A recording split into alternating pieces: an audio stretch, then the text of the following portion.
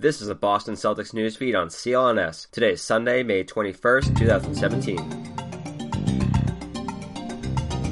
This is Corey Prescott reporting for CLNS, the leading online provider of audio-video coverage for the Boston Celtics. The Boston Celtics, just in this past week alone, have tested the emotions of fans everywhere. Less than 1 week ago, the green and white outlasted the Washington Wizards at home in Game 7. The following night, they made franchise and league history, earning the franchise's first #1 overall pick in the lottery era, on top of becoming the only one seed to ever earn that distinction as well. LeBron James, who has cut his teeth as a pro with tough battles against the Boston Celtics, including 31 career playoff games against them, decided to end the series before it even began. Coming off 9 days rest after sweeps in their first 2 rounds of play, the Cavaliers outscored the Celtics by an average margin of 28.5 points in wins on Wednesday and Friday against the Celtics. Wins wouldn't be the accurate way to describe Game 1, and especially Game 2's 44-point massacre. Those Cavalier victories felt more like messages, not only to the up-and-coming Celtics, but to their counterpart and foil in the Western Conference, the Golden State Warriors. The series between Boston and Cleveland, in all technicality, still has at least 2 more games to go, yet with the sheer force of the Cavaliers' 2 victories in Boston, added with the upcoming absence of the Celtics' best offensive weapon, as well as the team's emotional leader, the odds of this series making its way back to the TD Garden on Thursday are predictably slim.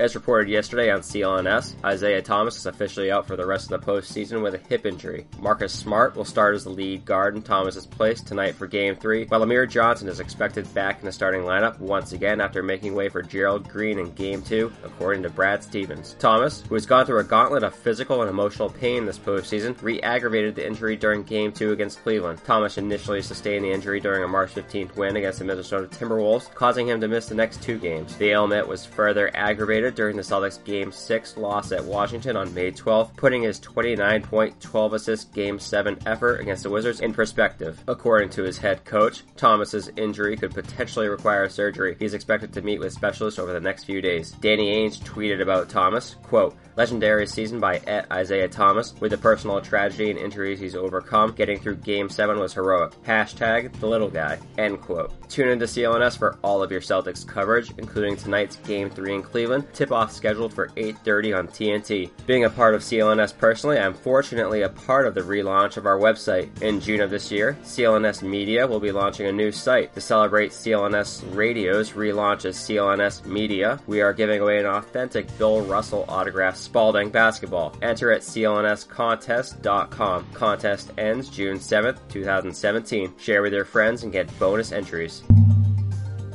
If this series has brought any positive vibes to the Celtics side of the bench, it has been the play of Jaylen Brown. Just 20 years old, the number 3 selection from this past draft has displayed the aggression and physical ability that initially prompted Ainge and the Celtics to use the pick on the 6'7" Brown. Brown became the youngest Celtic to score more than 11 points in a playoff game, an honor previously held by Al Jefferson's 11 points in 2005, when Brown concluded Friday's affair with 19. Brown, who will likely receive more than the 23 minutes of playing time he received on Friday with Thomas out of the lineup, rightfully wasn't in the mood to discuss his impressive individual performance following the Celtics Game 2 beatdown. Said Brown following the defeat, quote, "We got our ass kicked. We didn't come out with enough energy to start the game. Now 2 games in a row. The defending champs swept us off the floor." End quote. Beyond the physical traits and a 19-point performance, Brown has brought a compete level against the Cavs, going at whoever has decided to check him on defense. 6 of Brown's 11 shot attempts were contested in Game 2, and of those 6, he wound up connecting on 5. Brown also used up his 5 fouls with a mix of aggressive defense and a desire to keep the Cavs from adding to their scoring total, and additionally, he doesn't appear afraid of the moment, of the spotlight of playing in the conference finals against a player like LeBron. Said Cavs coach Ty Lue on Brown, quote, "He's not scared. He's not afraid. That's what you like the most about young guys. They might make some mistakes, but playing against the best player in the world, he's not scared, and you can respect that." End quote.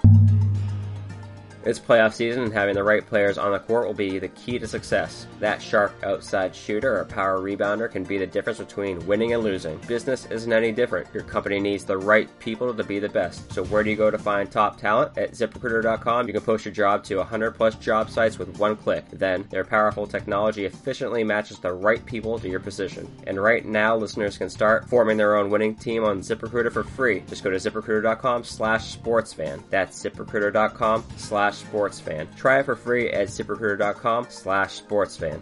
To stay up to speed on the 17-time world champions, follow CLNS on Twitter at CLNS Media. Be sure to subscribe to the Celtics news feed both on iTunes and Stitcher, as well as the CLNS mobile podcast app. This has been Corey Prescott for Celtics Newsfeed.